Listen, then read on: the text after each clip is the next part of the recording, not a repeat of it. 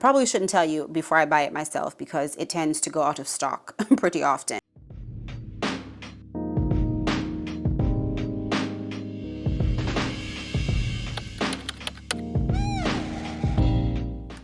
Hey lady, welcome back to your new favorite talk show, Grown Lady Chat, with me, your host, Dr. Sherunda Simone.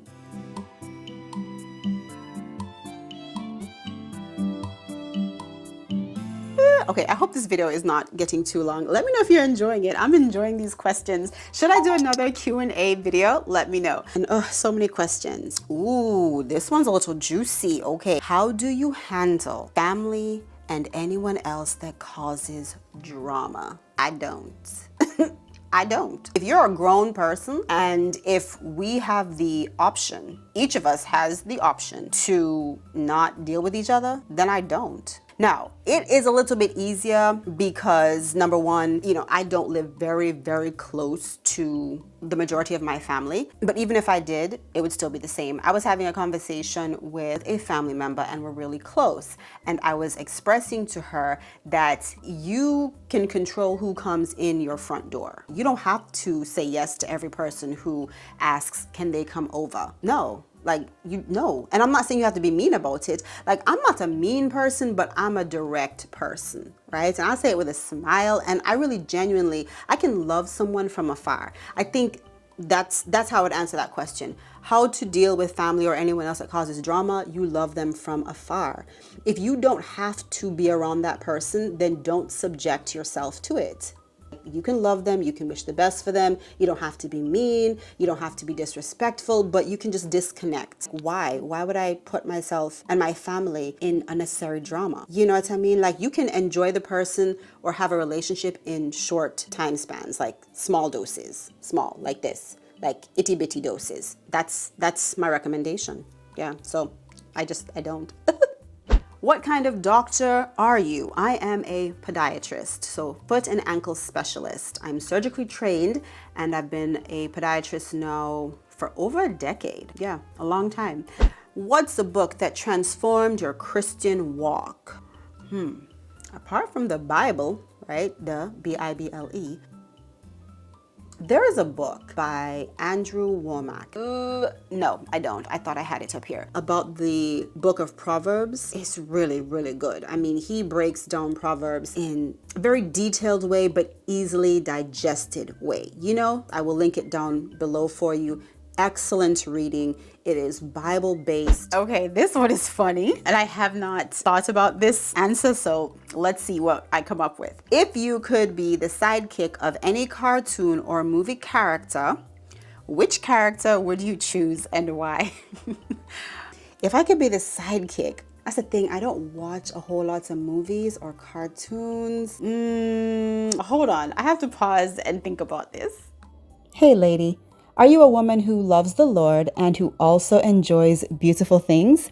Well, if you are, then you are personally invited to join my exclusive Christian women's group. In this group, we chat about clothes, beauty, home decor, parenting, marriage, cooking, and of course, our Christian walk.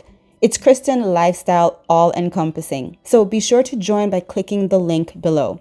I hope to chat with you soon. Now back to our show. Okay. It was only a second to you, but if you knew how long it took me to come up with an answer to this question, that's a good question. I feel like I could have multiple answers to that question. I would have to say Batman. I don't know what my name would be, but the thing about Batman is that he did not have any superpowers. He was just a regular person, but Batman has a lot of money and resources. And so he can build and create anything and affect change, okay? But here's the thing. Batman is also really sad. He dealt with a lot, in his childhood with the death of his parents, so I would want to share with him. He needs some restoration. He needs a good friend. He needs a Bible-believing friend to help him through his grief, right? And his depression. I think Batman was depressed in most movies that I've seen. So I would say Batman because I believe that I could do a lot with his resources. And I do believe that I could help him out with his emotional health and his spiritual health.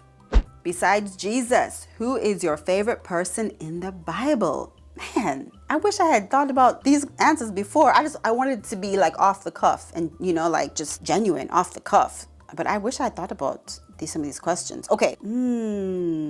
Favorite? I need to have like top 5 or something. I would say Ruth. I don't feel like Ruth gets enough discussion, enough attention. I did a whole episode on a previous podcast. If you're a good apple, let me know. I don't think she gets enough discussion, but Ruth was that girl, okay? Like, she held it down. She also snagged Boaz. She was able to bring restoration for her mother-in-law. You know what I'm saying? So I would say Ruth. Again, though, like, I would probably have to do like maybe a top 5. Okay, I don't think I could pick just one person because there are so many like awesome people in the Bible and I cannot wait to meet them in heaven. In this moment, it's Ruth, but there could be like 4 others as well. This one is sweet. Why are you so cute? Thank you, friend. Other question she asked, how do you manage it all? Refer to the next video. Do you have to-do lists? I do. I am a big to-do list person. As a matter of fact, I use my tablet to do most of my daily to-do lists.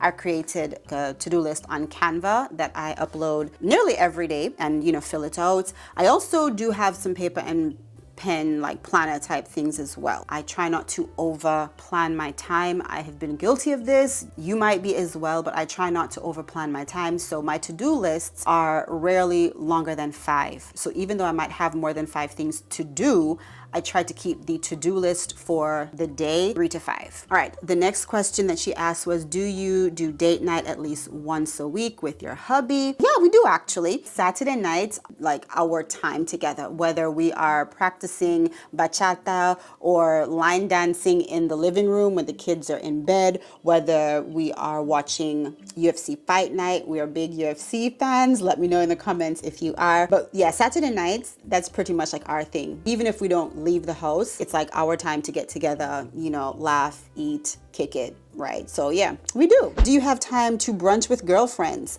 I make the time. Okay, so I coordinate with my hubby and I tell my kiddos, all right, mommy is going out with her friends this date. You know, make sure that hubby is cool. He doesn't have anything else going on. He can stay with the kids. So yeah, I do. I make time. Brunch. Remember I said I'm not like a breakfast person, but I'm a brunch person. So yeah. What's your favorite brand? Ooh, my favorite brand. Again, like, are we talking makeup, skincare, clothing, hair care? Oh, for hair care, I like this hair care brand. If you struggle with like hair that easily tangles, if you have kinky, coily hair like myself, my daughter, I'm gonna tell you what you need to buy. When you see it, get it and get more than one. Probably shouldn't tell you before I buy it myself because it tends to go out of stock pretty often. Urban Hydration, Honey Detangling Spray, and their daily moisturizer. It melts. It melts every tangle, every knot. It is a detangling dream, okay? Their detangling stuff, chef's kiss. Okay, this is another good question. Are you a girly girl, tomboy, classic, or trendy type gal when it comes to clothes? I'm definitely a girly girl. I'm like a mix between classic and trendy because I will do some trends, but not all of them because they either don't fit my body type, they don't fit my personality, as in I don't want to be associated with that trend. You know what I mean? Because it's just, I don't think it's becoming. I do mix trends in. I think I'm a girly girl, classic with a little bit of trend when it's appropriate. Does everyone support your constant vlogging or like taking pictures? So I used to do a lot of vlogs on Sherunda Simone, and yes, they are. My kids love it. You know, even if I don't post it, we're always taking videos and pictures because we like to have the family memories. I don't know, it's just been a culture in our home even before social media was the big giant it is. We've always taken pictures and taken videos just for our own memories because I'm gonna tell you this right now, my kids keep my other Sherunda Simone channel, yet they keep that making money, okay? Because they rewatch our vlogs all the time. So yeah, they don't have a problem with it. And my husband, he doesn't have a problem with it, but he doesn't want it all the time. If I let him know, okay, I'm going to be vlogging, he's cool, but he doesn't need to be a part of it. Are you a prayer warrior? I am. I believe in prayer. I don't mess with the devil. I don't play around with him. My friends in my small circle, they already know if something goes down, pick up the phone, call me. I'm praying. I'm coming against the enemy. I'm, rebuking. Yes, I'm a prayer warrior. Now, I'm not saying that I always do everything perfectly, but when it comes to praying, oh yeah, yes, I would consider myself a prayer warrior. How do you start your day? I start my day with inspirational, uplifting, motivational, faith-based information because I want to start my day with positive thoughts.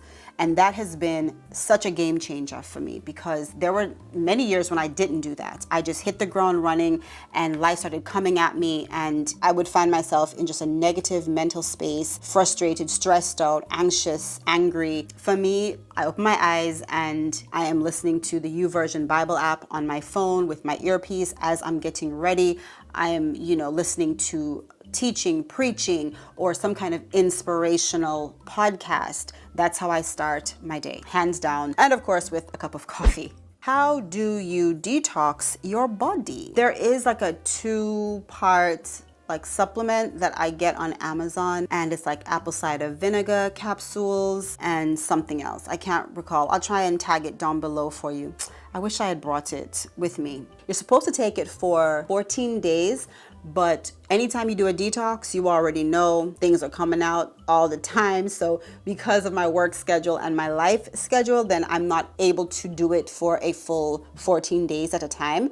So what I'll do is I will do maybe 3 days. Like if there's a long weekend or if I have a week off and we're not traveling, right, then I'll do that. If I do want a full detox, I'll do kind of all natural supplements. But let's say I just need to kind of flush my system out, then I will cut out all sugars, all processed foods for a certain amount of time, caffeine, just to detox my body, kind of give myself a break. And then I routinely will have a shot glass in the morning of apple cider vinegar, turmeric powder, and water, and maybe a dash of honey, if I really feel inspired before I start my day. So I try and do that constantly because turmeric is good for, anti-inflammation. And then of course, apple cider vinegar is just, it's a really good detox. So I'll do that. And I just use a little bit, of both so that I'm not going number 2 all the time. Are you on a keto diet? I am not. Interestingly enough, when I was in my 20s and early 30s, keto lifestyle enabled me to lose weight and to maintain my goal weight. All right, I've never been super skinny, but that's never really been my goal. I've always wanted to be healthy, which of course, my labs are good, my vitals are good, all of that. But as far as weight management, keto was working. And then after baby number 3, and after I got to the 4th floor, it stopped working. I don't know what it is. I don't know if it's a hormonal thing. I don't know, but keto was just not working for me. So there will be times when I will cut back on my carbohydrates, but I will not do a keto lifestyle because I found out that my body actually responds to a balance of more carbohydrates, more fats, and less protein, which is pretty much the opposite of a keto lifestyle. And I found this out because I work with a nutritionist as well as a functional medicine specialist. So I do have my primary care, but I also have a functional medicine team. By a series of tests and exploration, I was able to realize what? I wasn't eating enough carbs, enough healthy fats. And so because of that, my body was holding on to fat and I was gaining weight and I was getting frustrated. So then I would just give up and then I would gain more weight. So yeah, I had to do the research and learn about my body. What books do you read? Uplifting, inspirational, motivational books. I don't read a bunch of fiction.